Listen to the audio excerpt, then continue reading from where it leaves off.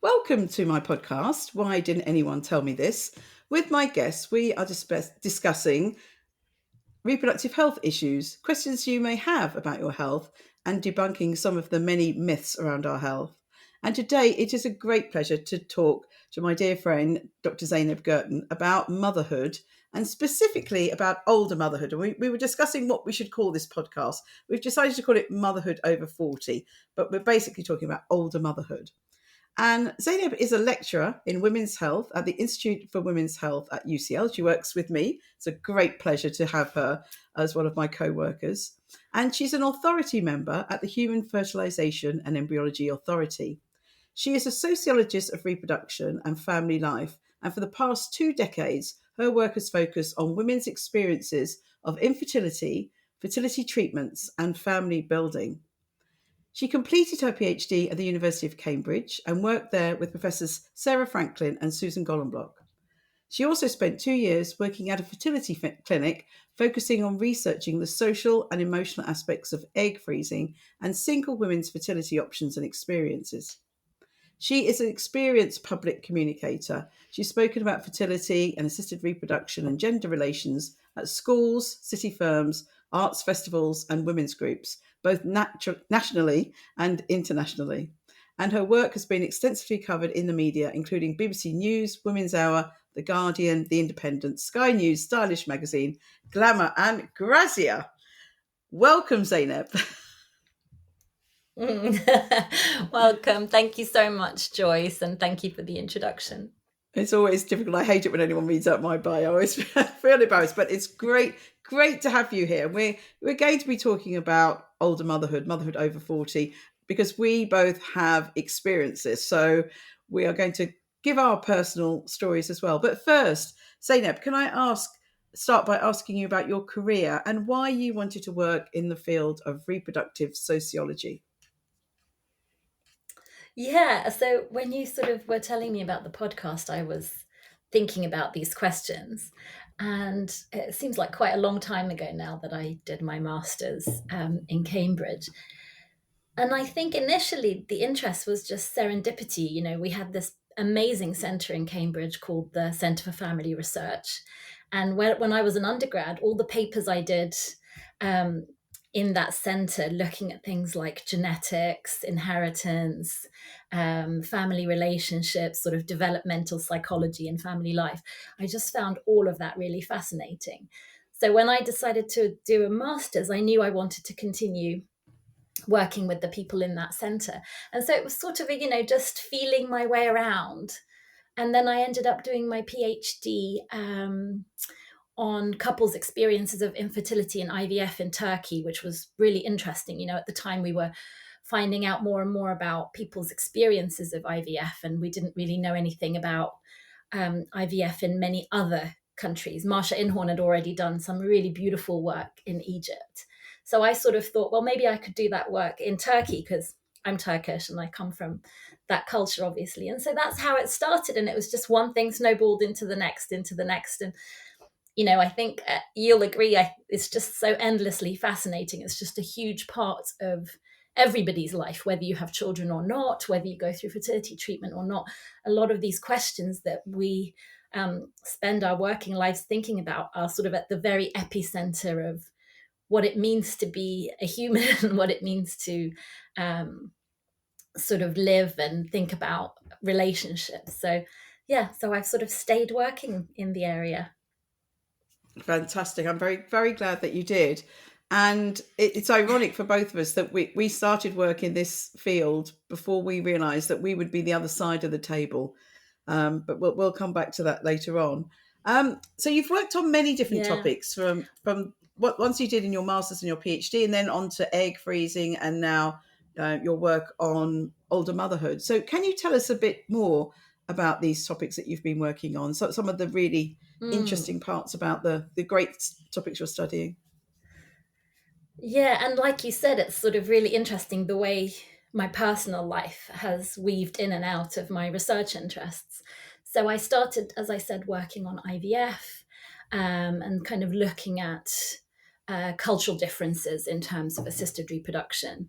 And then I did some work on egg sharing, both donors and recipients' views about it, egg donation, cross-border reproductive care, then egg freezing and single women's reproductive options, and then sort of really focused on the idea of reproductive anxiety, the anxieties people have around being able to have children and then being able to do it in the right way. And interestingly, I decided before I became a mother that, so much of my personal experiences had ended up reflecting my work. So I specifically chose to work on motherhood over 40, and I thought, right, I'm going to do a project on this, and hopefully it will be a bit of a lucky charm for me. And then I did end up becoming a mother later on. So that was sort of the various topics I passed through to come here. I can actually remember sitting in your office and you saying exactly that you didn't want to jinx things, and talking, for example, looking at childlessness, working on motherhood over 40, hopefully would be a good omen. And it certainly was for you. So tell us more about Yeah, exactly. tell us more about your interest in motherhood over 40, as you did start doing this before you actually became a mother. So tell us more about how that came about.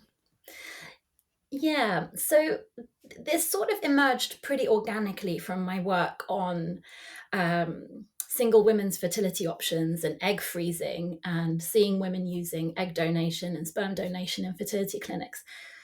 And I realized that there is a growing number of women for whom motherhood is something that they come to much later in life, and much later than they would have originally expected. And actually, one of the things I think is interesting is, although the numbers are growing and growing, many of these women see themselves as very unusual or outliers. So I sort of wanted to do a piece of research to really understand what's happening socially. Why are we seeing an increase in later motherhood? And in order to do that, you can look at some large data sets, which is I use those as secondary material. Data sets produced by the Office of National Statistics, or the fertility trends reports from the Human Fertilisation and Embryology Authority. But what I really wanted to look at myself was sort of the qualitative data, looking at what are the emotional and relationship contexts within which women are becoming mothers after the age of 40. So what are their individual stories? What are their personal circumstances?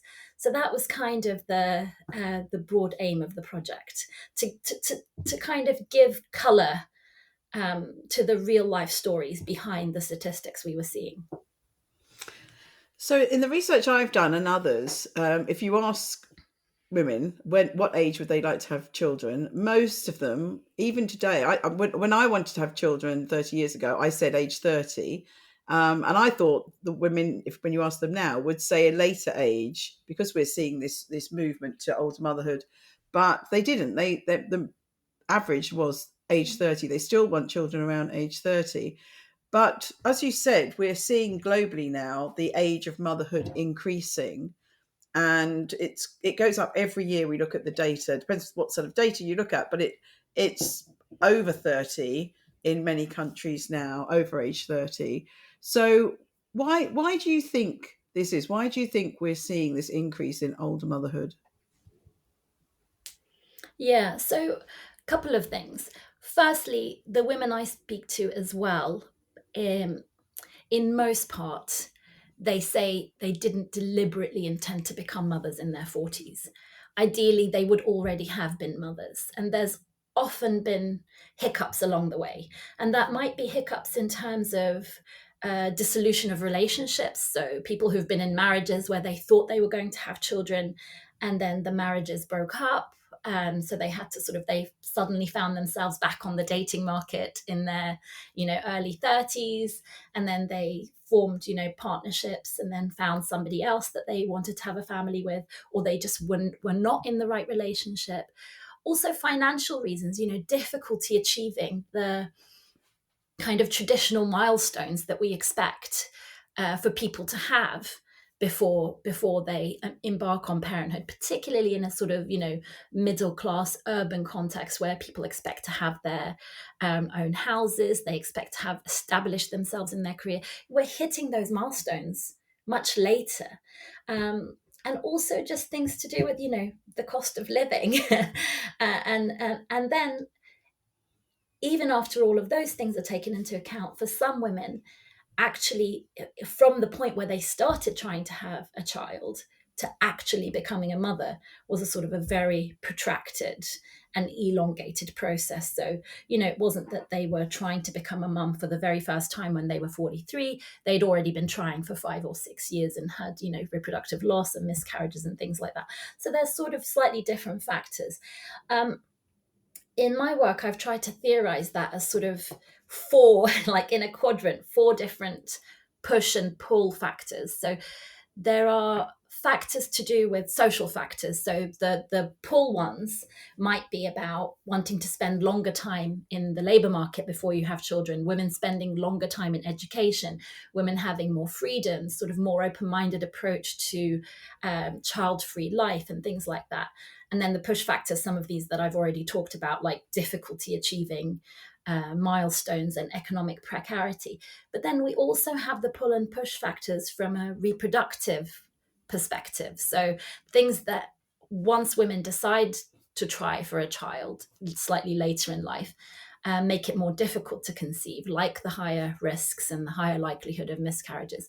And then things that might aid them, like all the reproductive technologies we're going to talk about, like egg freezing and egg donation and things like that.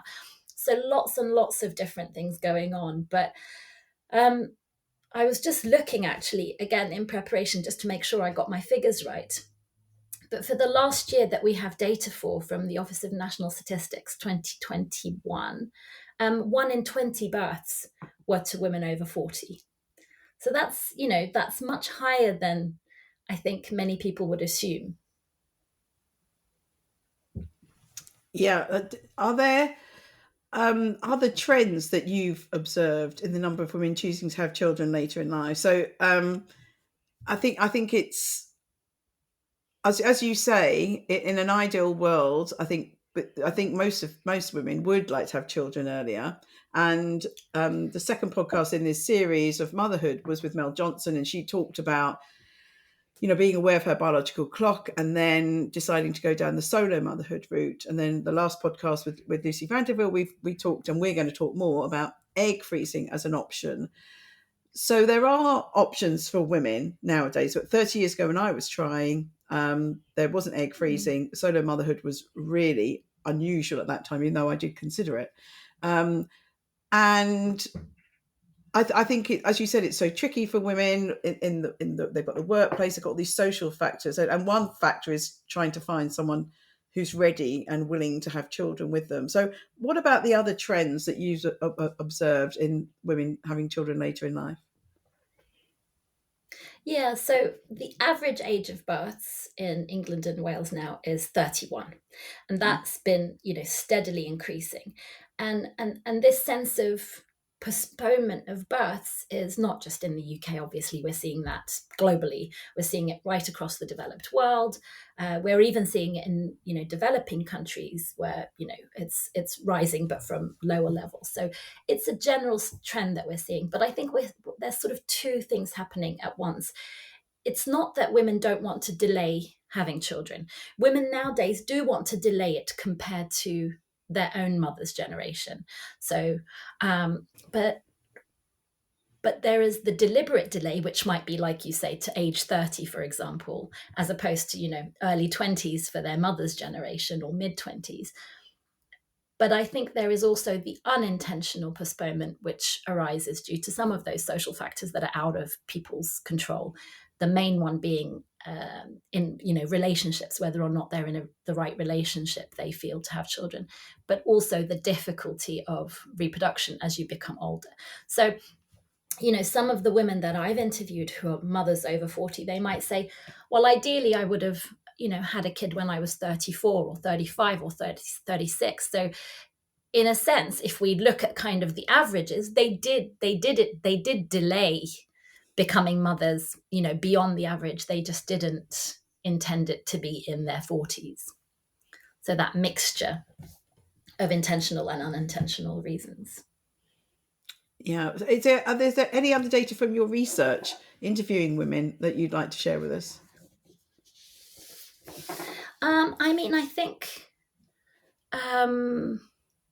I think the relationship piece is a really big piece, because again, the ONS data shows us that um, when we look at big data, we're seeing a massive change in terms of marriages and partnerships. So again, with the latest data, 65% of births were outside of marriages or civil partnerships, and that's the highest figure that we have.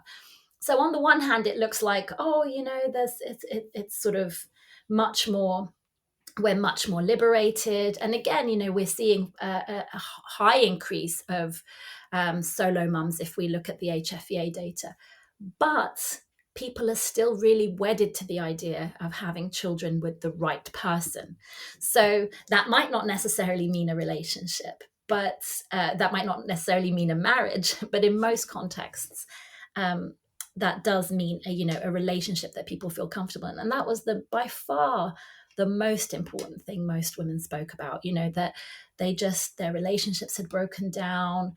They felt that dating in your 30s was really, unbalanced against women, that men of that age group were dating younger women who didn't yet want to have children, who were sort of more fun. And a lot of the men who were in their 40s who were dating were divorcees. They already had children from a previous relationship. They weren't interested in having children again, or there was sort of understandings around how many years you should be with somebody before you jumped into having children, or even talking about having children. So really that relationship piece was a super key piece. And I think also the kind of the emotional negotiation involved. So again, we can say from a statistical perspective, motherhood over 40 and child-free or childless living is becoming more and more common. But emotionally, for a lot of these women, they still felt like the odd one out in their social circles. Even if they thought about it, they did have other friends who were child-free or mothers later on. They would tell me, they would say, oh, well, all my friends got married and had kids in their early 30s. And if I sort of push them, really, is that true of all your friends? They might actually say, oh, well, actually, so-and-so doesn't, and so-and-so doesn't, and so-and-so doesn't, and so-and-so doesn't. But the feeling that they had was that they were living in a world where everybody else was coupled up with children, and that they were kind of playing catch up. So I think that was also the kind of the really salient emotional piece for most people. There were some others who were perfectly happy and actually had really made the most of their freedom in their 30s, but they were more in the minority. Yeah, so we've talked about the age that women are having children, and the other statistic we see is the fertility rate. And this is a rate given for individual countries, and it's the average number of children that a woman has. And when I was young, it was 2.4 children. So a woman would have 2.4 children. But our research and others show that even though most people today still want 2 to 3 children, in many countries, the fertility rate is hovering around 1, even in many EU countries such as Italy, Malta, and then we've got is it South Korea where it's and Seoul where it's under 1, quite a lot under 1. So this means that a couple or a woman, an individual woman, is only having 1 child or less. So what's your view about the fertility rate decreasing in almost every country? Yeah, I mean, these things go together, right? So the later you start your parenting life, the shorter time span you have in which to complete your family. And that means some people miss out on having families or miss out on having the number of children that they might want. So some demographers talk about this particular time period as a period of late and low fertility. So, those things go hand in hand, and that's really, really interesting. And again, when we look a bit deeper into the data, although, the COVID years were a slight blip where things were a bit different, generally the trend we're seeing is that fertility rates for all age groups up to 40 are going down. So all of those people are having less children than they used to. And the over 40s are the only group that are having more children than they used to. So as we push parenting further back, we just have much less time in which to have children. And I think also there are economic reasons why a lot of people feel that they can't have as many children as they might ideally like. And also climate reasons, childcare reasons. I mean, our society is not very well set up, even when you're in a very privileged position. And I mean, I'm saying this as somebody with two very small children right now. It's just, even when you are in a very lucky and very privileged position, it's enormously difficult to look after young children. And our society is not set up to really make it easier or to incentivize it for people to have more. Yeah, and being the mother of three boys who are now all flying the nest and finally off to uni and things, I can tell people keep talking to someone mentioned to me yesterday about my savings. I said, savings? I said, I still owe a crazy amount on my mortgage because I could not, give my kids a good life without financially it affecting me. So yeah, I have not paid off my mortgage. Having kids are very, very expensive. And can I just ask you, so when I've looked at this, so it's interesting that countries like Sweden, where they have such support for parenting and they have great child support and nursery places, etc., but they are still affected by these numbers that we've looked at. So the fertility rate is still going down in Sweden, and the age women are having children is still going up in Sweden. So, any comments about that? Yeah, I mean, I think it's important to look at the different pieces of the puzzle in different contexts, because there are some really culturally specific reasons. So I'm not an expert in sort of Scandinavian countries or, anywhere else. But I think, again, if we think about it in terms of these push and pull factors, it might be about different pieces of the puzzle. So I don't know what's going on in Sweden. I know they have much better parental leave policies, but perhaps, they have something different with regards to maybe, I don't know, climate concern or gender roles or something like that works as a push or a pull factor. So I think slightly different things are going on in different cultural contexts. But overall, adolescence is becoming elongated. Young adulthood is becoming elongated. Pressures of work life are exploding, So life is just looking different to how it looked 50 years ago. And, God knows what it's going to look like when this generation are adults. It's going to be even more different, particularly since this generation are growing up with social media. So we'll see what happens. Yeah, so we've definitely talked quite a lot now about these trends. We're seeing the age increase, the number of children decrease. There's definitely differences on how people are having children, but obviously very multifactorial about why that's happening.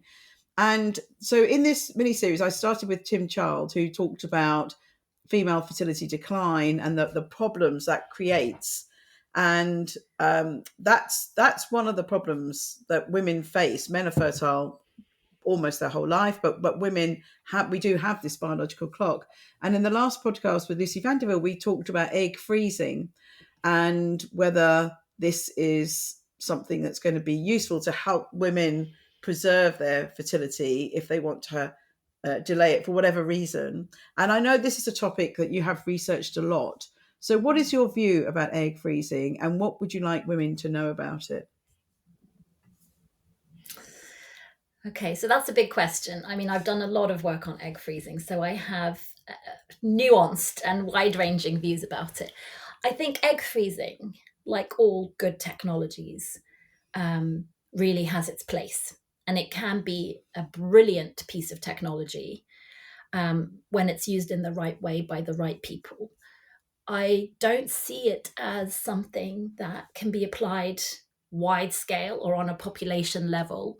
Um, First of all, it's incredibly expensive. So, most people can't even access it. And that's a really serious consideration. It's hugely commercialized. And that I find problematic for a medical technology, a reproductive technology, for it to be predominantly framed in commercial terms, which it is in our society and even more so in the US, I think is hugely problematic, because people are then thinking about it in sort of terms of a luxury item or a desirable item as opposed to a medical procedure. Um, it doesn't have great success rates, so it's certainly not a guarantee, and it shouldn't be somebody's plan A or even plan B. It's certainly a fallback.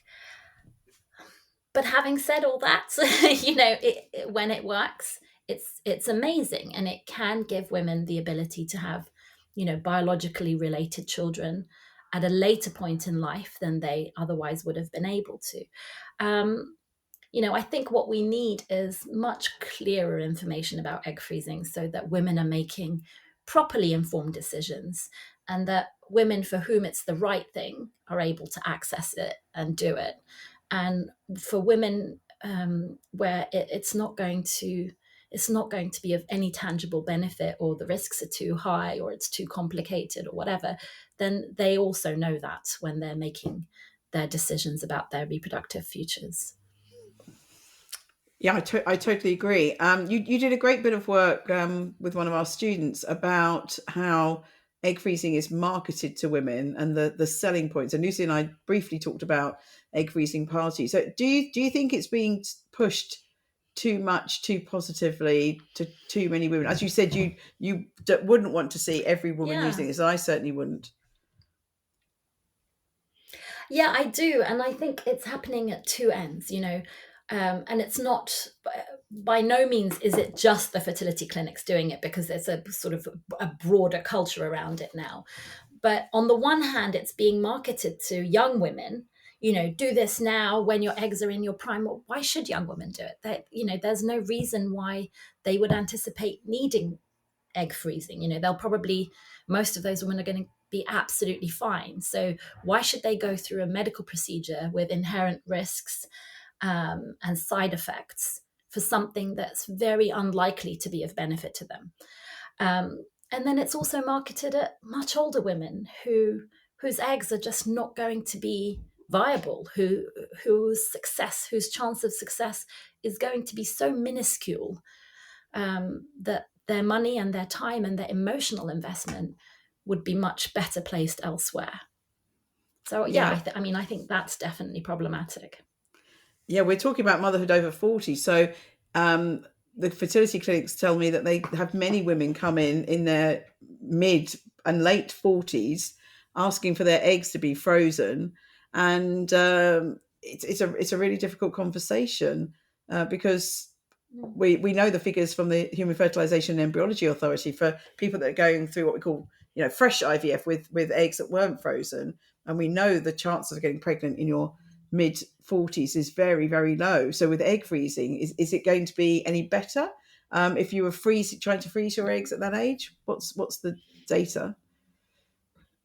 Yeah, no, we still don't have huge amounts of data for the success of egg freezing for own use, because most people who've frozen their eggs haven't come back to use them for various reasons, probably, right? Some of them have gone on to become probably parents without needing to use a clinic. Some of them maybe decided they weren't going to pursue motherhood. And of those that have come back, most of them froze their eggs quite some time ago. So there is some justifiability in saying, well, women who are having their eggs frozen right now could expect slightly higher levels of success. But if we sort of think about it logically and look at the success rates of IVF, those success rates are never going to be over 30%, even if you've frozen your eggs in your prime. As you've said, when we look at success rates for IVF for women over 40, it's 5%. That's a very low success rate. That doesn't mean to say that a woman over 40 shouldn't be allowed to have IVF if she understands that those are her chances. If she understands that, and she understands the process, and she wants to go through it anyway, then I think it's really important that she's able to do that. But, the idea that a woman in her 40s is freezing eggs thinking she's giving herself a strong chance at some point is just, it's a bit, it's quite painful, really. I mean, the oldest woman I interviewed who'd frozen her eggs was 44. Wow. And I didn't feel that she had comprehensive and accurate information regarding her chances of becoming a mother using those eggs. That's not to say she wasn't told. Sometimes people are told things and then they don't take them in. So I only know what she told me, but it was a difficult conversation. Yeah, I think the clinicians would say that we did tell them all of that, but they didn't listen, and they were just set on doing it no matter what the chance of their success. Now, in the UK, we were governed until relatively recently, something that you and I and many others fought to get overturned.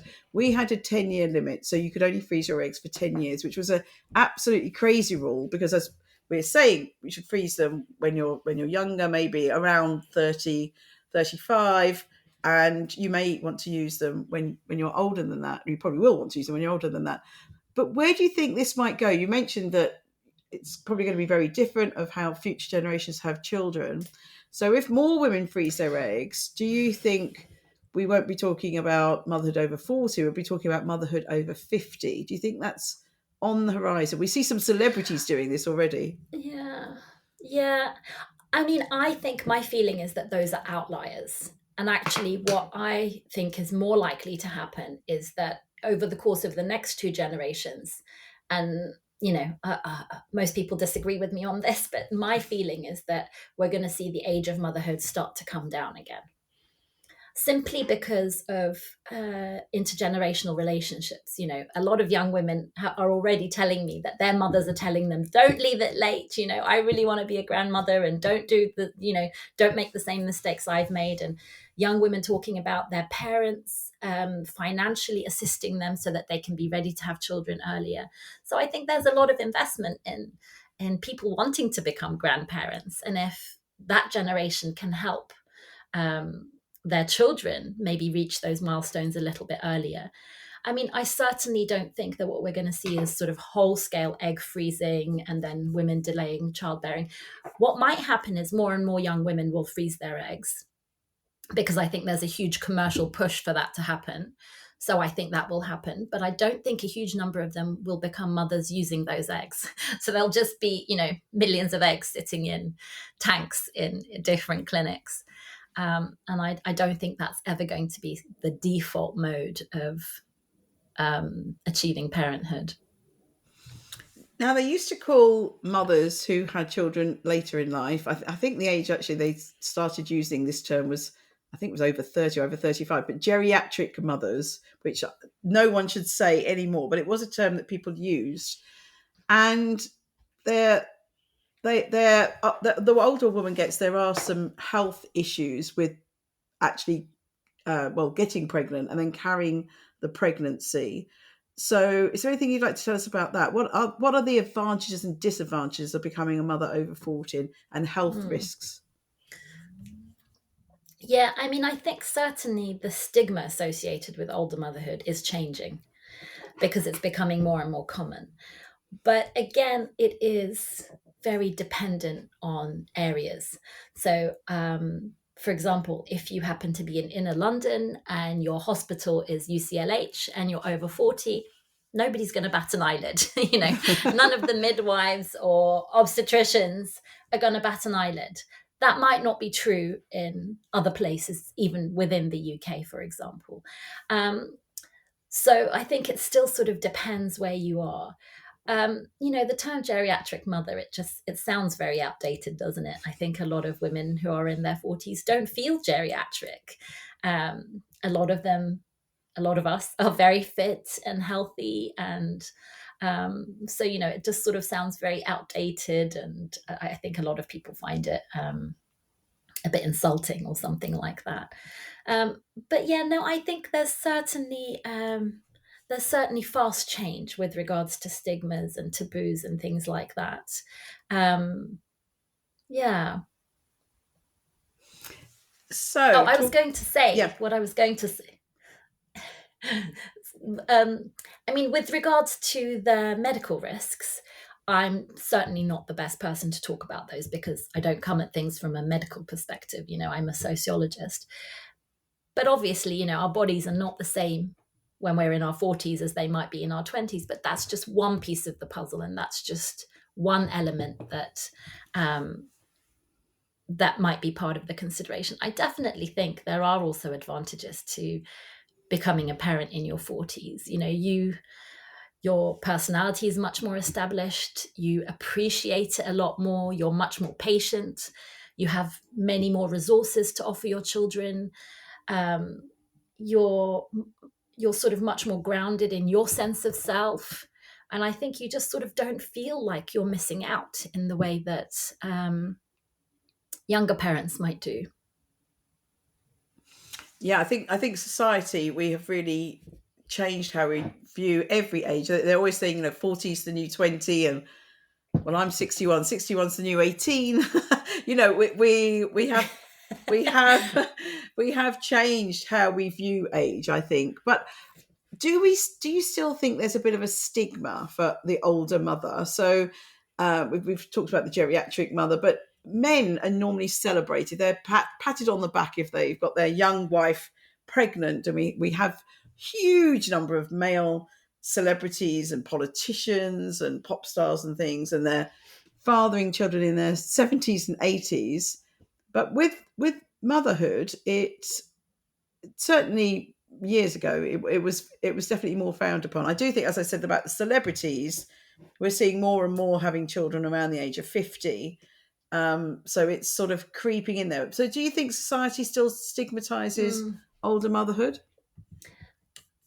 Do you know what people have told me, women I've interviewed have told me, is that they were really worried that they would get negative reactions, when people saw them pregnant or when they saw them with babies, and that they never did receive those negative reactions. If anything, people were extremely happy for them. They were overjoyed. And, that's across the board. That's for solo moms, that's for women using donor sperm, that's for women using donor eggs, etc. So I think there's a two-tier thing happening. Certainly in the media, we can often see some really judgmental headlines about women. And, the tabloid media does not treat women very well. The tabloid media make a lot of their money from objectifying women. You're either too young or you're too old, you're too made up, you're not enough wearing enough makeup, you're thin, you're fat. So it's kind of not surprising to me that the tabloid media are extremely judgmental when it comes to older mothers. These incredible celebrities who look so fit and healthy and have huge pregnant bellies, and the media are sort of saying that they're selfish or this and that. But I don't think that is what's happening in communities, in people's lives. So I think there is that media discourse, but I don't think, just in the same way that the tabloid media are so obsessed and critical about women's looks, but that is not the way how anybody speaks to their friend, or that's not the kind of judgment you receive from your friends. If anything, what the women I've interviewed have told me is that because people knew how much they wanted to become a mother, they were even more supportive. They were incredibly delighted for them. They were overjoyed. Their baby was welcomed with open arms. So I think in real life, in real communities, there is actually a level of joy and respect that goes with people pursuing these dreams, especially when others know that it's come through after years of hurdles and struggles. So I certainly wouldn't want anyone to have that as a deterrent in their mind, because I don't think it's really a real life experience. Sometimes women do say, oh, I was shopping with my 3-year-old in Waitrose or whatever, and then someone said, oh, is that go back to your granny, or so there are times when women talk about being mistaken for a grandparent, and some women find that funny, some women find that a little bit hurtful, but that's unintentional. And I've very, very rarely heard any negative comments or criticisms that women have received for becoming mothers older. Yeah, that is a really good view. I love what you said there about society has embraced all these different ways of motherhood much more than 20, 30 years ago. And I loved at the the Olympics, seeing a number of pregnant women breastfeeding mothers. It was just great. I don't remember seeing that so often before. I think we've embraced motherhood, and we're getting out there and showing the world that it's a beautiful thing. I want to share a little bit about my story, which most of you have heard before. But so my life plan was to have my first child at 30. My partner wasn't ready. We didn't have egg freezing then. If we did, I think I'd have had a very different life. But it took me 7 years to have my 3 children. And I had my first child at 39 and my twins from frozen embryos at 42. So actually, I had my first child just a couple of weeks before my 40th birthday. And so I've been in this difficult journey, even though that wasn't my plan A, to be an older mother. And I know, Zeynep, that you had a really difficult journey to motherhood as well. Did you want to tell us about your journey? Yeah, and Joyce, I think your story and my story, like there are so many commonalities in a lot of these stories. Similarly, my intention, my life plan, if you'd asked me when I was a young girl, I was very focused on a family. I really knew I wanted to become a mum. That was so important to me. So I actually got married very young. I got married at 23, and then I was divorced at 31, which, now I'm very thankful that that happened. But at the same time, it completely blindsided me. I was really at the point where I was ready to have a family, and that's what I was thinking. And then when that relationship ended, it took me a few years to really sort of put myself back together and then think about starting a new relationship. And then I sort of ricocheted between some uh, fairly unsuitable relationships for a while. And so by the time I met my current partner, I was 35. And initially, he was not sure about whether he wanted children or how quick he might want children. So I actually did freeze my eggs. And this is what I always say when I talk about egg freezing as well. I'm critical of its over commercialization, but I'm not critical of the technology. I think it certainly has its place. And then once we did start trying, and I think I was probably 37, or I wouldn't say started trying, stopped not trying. Once we stopped not trying, I did get pregnant fairly easily, but I had a lot of miscarriages. And so that was a brutal few years. And that's what took us to IVF to try and understand what was happening. And then I continued having miscarriages with IVF pregnancies, which was really, so difficult. So, there's a couple of years there that I don't really like to think about those years because it was so painful. And I really felt like I was leading a bit of a split life, because I had to go out into the world and put on a face and lecture or whatever. And I was just emotionally in a lot of pain, in a lot of uncertainty. I didn't know whether it was going to happen. I didn't know whether I had the strength to try again. And actually, weirdly for us, I know it was a terrible time globally and for most people, but the COVID lockdown was sort of a time where I could just be a bit more still and rest a bit. So my first son, Sammy, I was pregnant with him during the COVID lockdowns, which was quite helpful because I was a very anxious pregnant person, having had lots of miscarriages. And so I could just stay at home. Nobody knew about it. We didn't even tell our families until I think I was about 24 or 25 weeks. Because we didn't want to get other people's hopes up and then dash them. We didn't want to sort of jinx it for ourselves. So by the time we told even our parents, we were like, we're having a baby and very soon. so, and even, I remember on the day of I had a planned C-section. So it then transpired that I've got this sort of underlying bleeding condition, which is why I was having all the miscarriages. And on the day of my planned C-section, as we were leaving, going out of the door, I remember we saw our neighbor and she said, "Oh, where are you going?" And we said, "Oh, it's the C-section day." And I said, "Well, hopefully, next time you see us, we'll have a baby." And she said, "What do you mean, hopefully? I mean, this is it. You're going for a C-section. You are going to have a baby." But even at that point, I couldn't quite let myself believe it. So that was Sammy. And then, it was just amazing, so wonderful to become a mom and to have him. And it was just, such joy. And then when he was very small, we sort of felt we would really love him to have a sibling. And so we thought we would go back and try with my frozen eggs that I'd frozen before. And so those eggs were then fertilized. And actually, I'd frozen 14 or 15 eggs, and we got the one healthy embryo. So the odds were so slim. It was so unlikely. But then that one embryo turned into Leonardo, my second son. So, it's just, Joyce, you and I, we talk about this. I feel so lucky. Oh, are you crying? Mm. Yeah, there are days when honestly I cannot believe my luck, because I know how unlikely and how against the odds it was. And my pregnancy with Leonardo was incredibly complicated and very risky. And I was on bed rest for a lot of it. And, and it's just like, I look at these two boys, Sammy usually comes into our bed. So in the morning I wake up with one either side, and I'm just like, wow, I get to live this life. So yeah, that was my story.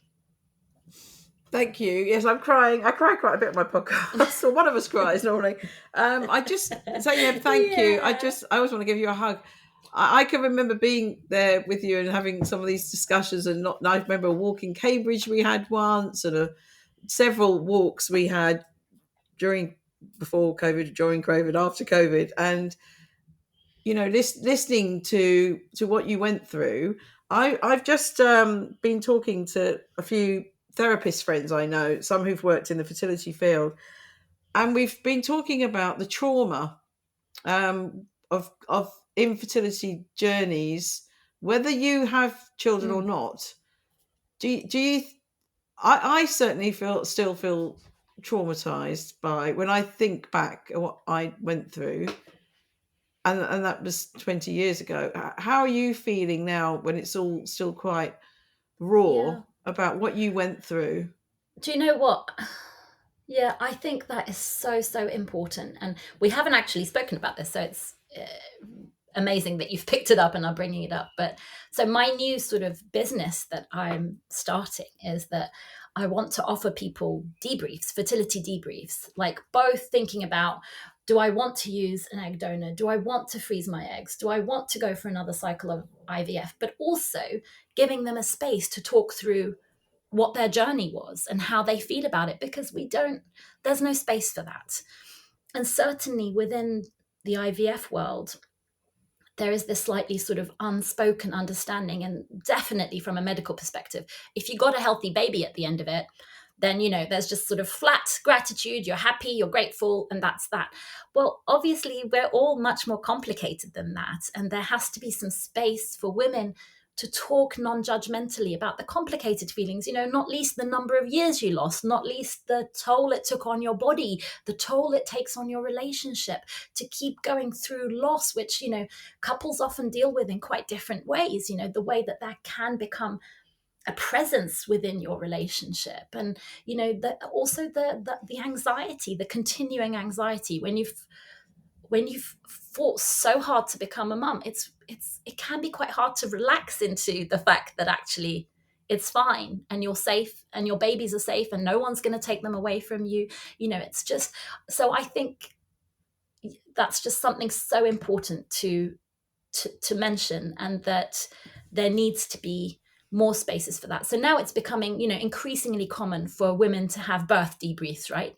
Yes, birth, people used to say, oh, that's the most wonderful day in your life where you meet your baby. Well, actually, for a lot of women, birth can be pretty difficult and pretty traumatizing. And now we understand, like, actually having birth debriefs, not just for women for whom their birth was hugely traumatizing, but for many women can be a really important step, both in terms of deciding the rest of their reproductive journey, but also in terms of just being able to put that to one side and get on with their lives. And I think it's just as important to have a fertility debrief, whatever your journey was. So yeah, I completely agree with you, Joyce. Yes, great work, Zeynep. I totally agree. I like using debriefs. That's a nice way of saying it, because I think with so many things we go through in life, if it's a physical issue, we go and get treatment. If there's an issue that affects our mental health, we don't. And I think more people are doing that and certainly going that way. But I really encourage people, go and get help. If you had a bereavement, if you had a miscarriage, if you've had infertility, whatever your issue, go and get professional help. We should really be doing this. So coming to see someone like you who's had the experience, I think will be absolutely fantastic. Okay, let's move on to being a mother. Now we're both mothers. um, I think one difficult thing is that I've been aware of. I do lots of work around menopause and perimenopause. If you have your children over 40, then you are going to start hitting the perimenopause pretty soon. So most symptoms will start somewhere around your mid 40s, if not earlier. That certainly happened to me. I had a few more years of periods after I had my twins, and then everything stopped. So I think this issue of going through the perimenopause when you've got small children, and when you've got small children, you're sleep deprived, you're tired, everything else. And I think what we're seeing is these perimenopause symptoms really being exacerbated even more. So what do you, I know I briefly mentioned this to you because we've talked about sleep deprivation. I think that sleep deprivation is the biggest problem for perimenopausal women because they're having hot flushes or other problems that are affecting their sleep, and then they're just feeling absolutely terrible during the day. So what about a young mother, a mother with young children entering perimenopause? Yeah, I mean, I think I think I'm probably there. And it's very difficult when you have young children. It's really, really difficult to carve out time for yourself. I mean, it's financially difficult because, you know, if you're going to go for a massage or you're going to go for a run, you're like, is that worth, X amount per hour of childcare? And also there's so many competing demands. Like, do you manage your household? Do you do your full-time job? Do you try and see a friend? Do you do, I think something gives. Yeah, I mean, I think essentially all of this has to, we just need to try and tackle these issues in a more socially cohesive way. It's really difficult to put all of this on individual shoulders. I was talking with a friend the other day and we're like, this is crazy. We're all in our little houses having a really hard time, just practically managing things, financially managing things, and just having enough energy, having enough sleep. I mean, this is insane. Like, why is society set up in this way? And I think we're moving in the right direction, with flexible working, with employers developing better childcare arrangements and fertility friendly policies. I think all of that is really, really important, and that's like a key part of that puzzle. And I think the work that you're doing with bringing more awareness of the menopause, especially to workplaces, which is where most of us are spending most of our waking hours, is really, really crucial. And I think, employers need to realize that if you keep your workforce healthy, if you give them opportunities to, I don't know, exercise at lunchtime, leave work early, do this, do that, like, productivity is going to increase and they're going to be just a happier, healthier, more productive workforce. I mean, even if you just look at it from that perspective. So yeah, I mean, I would really like to have had a bit of a break, like physically, between, the onslaught of fertility treatments and then having to think about the menopause. But I think you're absolutely right that a lot of women who become mothers in their 40s are going to have to negotiate those things at the same time: very young children and perimenopause. So I think we need to get perimenopause education in toddler groups, which I hadn't thought about before our discussions. That's a good idea. Honestly, I really think we do, and I just want women to be aware that with being a mother of young children, I think they might have they've got so much on their mind. Probably the last thing they're going to think about is perimenopause. So, and I'm really a big fan of women's circles and women being together with other women going through similar life stages. So I think if you are a mother, if you have experienced motherhood over 40, I think be very aware that the perimenopause is knocking at your door, and some of your issues are definitely going to be compounded by your hormones going crazy, which they do when you're having a baby anyway, and then they're going crazy again. And one last thing I want to say was I've been doing interviews with women over 50 for my book, and very aware that those that still had children at home, including me, I think we're feeling a bit frustrated. So right at the beginning of this, you said that people are delaying having children because they're having such a great time being young and doing all these things that they're living their lives. But also post-menopause, I think, is a really enlightening second spring for women. And the next series in this podcast is actually going to be on embracing age and embracing our second spring. So if you've still got kids at home, they do put a bit of dampener on it. But I think that's a good argument for actually, if you're thinking, oh, I'll have them later, I want to enjoy life now, but there is a real advantage to having them younger and enjoying the wonderful adventure that happens when you stop your menstrual cycle, stop your fertile years, and enjoy the wonderful time of postmenopause. I think most people can't think that far ahead, probably. No, but you know what? When I was about to become a mother for the first time, my friends organised this sort of day for me, and what I asked everybody to give me one piece of advice and one wish for the baby. And one of the best pieces of advice I ever got from one of my friends at the time, she said, "Pick people who you admire in their mothering." Oh, that makes me emotional, but she said, pick people who you admire in their mothering and keep them in your sight so that when you don't know what to do or when you feel frustrated, you can kind of look at them for examples. And so I do that. I think that's a brilliant piece of advice. And I have to say, Joyce, you are so inspiring. And, if I can be... No, but honestly, if I can be half the mum that you are to your boys, while also being just the most infectiously energetic, positive, supportive, alive person, then I will be extremely happy. I think you set a really beautiful example for those of us coming hopefully behind you in your footsteps. I really genuinely mean that. You know that. Yes. Thank you so much. No, I'm crying again. Second time. I don't think I've done a double cry before.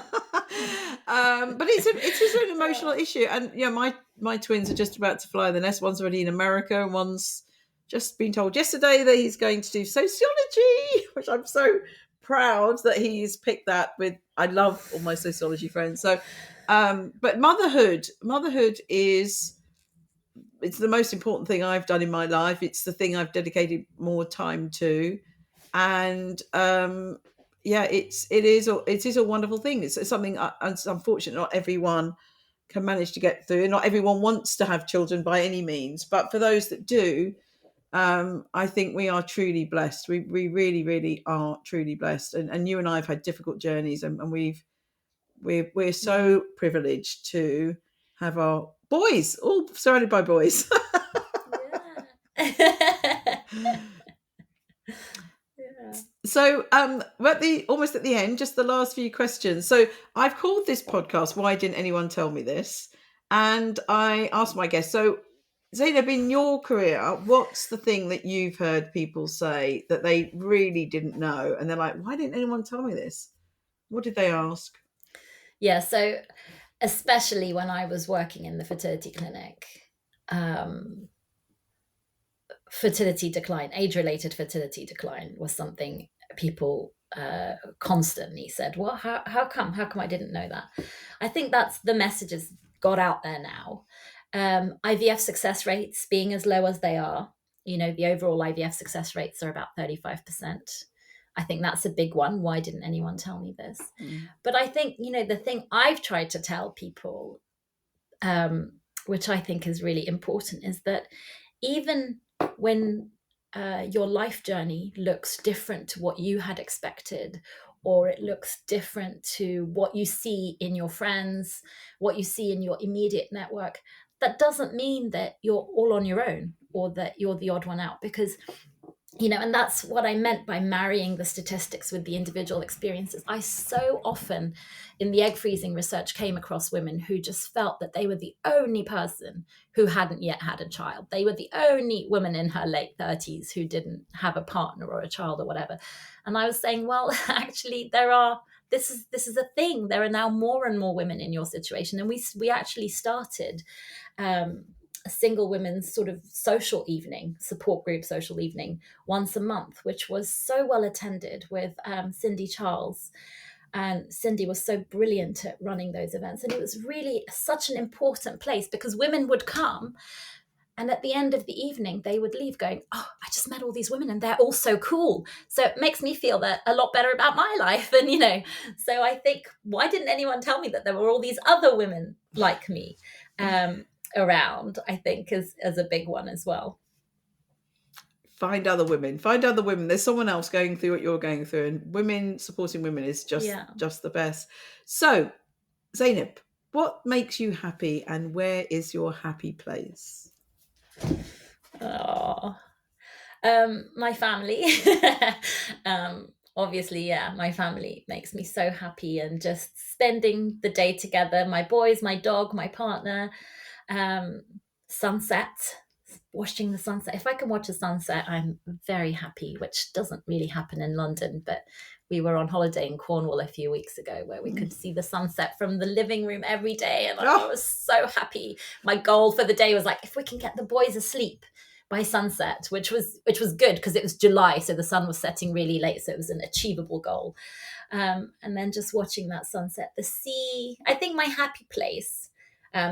So I was saying to a friend the other day, for a very long time, for over 10 years now, the goal that I've been trying to get to has been being a mum, and being a mum of, 2 children, because I always wanted my children to have siblings.